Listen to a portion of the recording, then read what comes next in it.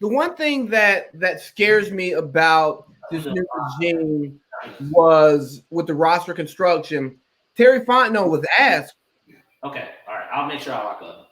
Terry Fontenot was asked, "Hey, who has final say on the roster?" And he didn't have an answer for who has final say on the roster. He says it's a collaborative effort. Like, we have final say on the roster. And that leads me to believe that, Rich McKay still running the show. And Rich has been good, but part of bringing in a new regime, I'm hoping that they are allowed to make the decisions that they want and need to make the franchise better, and they don't have to defer everything to Rich and Arthur to get their okay.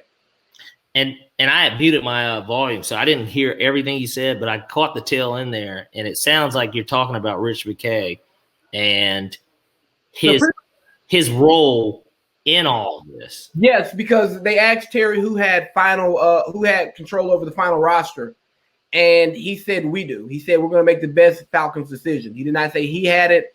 I didn't see anywhere where Arthur said that he had it, so that leads me to believe that it's up to Rich and Arthur. Arthur Blanks, that is, not Arthur Smith. And I think and we'll see how it ends up working out. Clearly, Rich McKay is a football lifer, right? Head of the competition committee. So, he's got some rank, and he certainly is well respected. He's won the Super Bowl with Tampa, right, as the GM.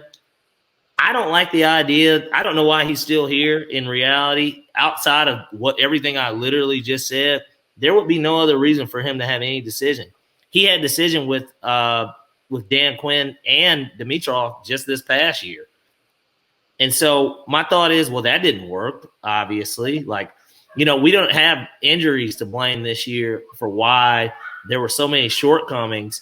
We were bludgeoned with injuries 2 years ago. And they salvaged it, went 7-9, and everything was okay, I guess, for the most part. But, they didn't make that hard decision because Dan Quinn is somebody that everybody likes. Right, he's a hoorah guy, brotherhood.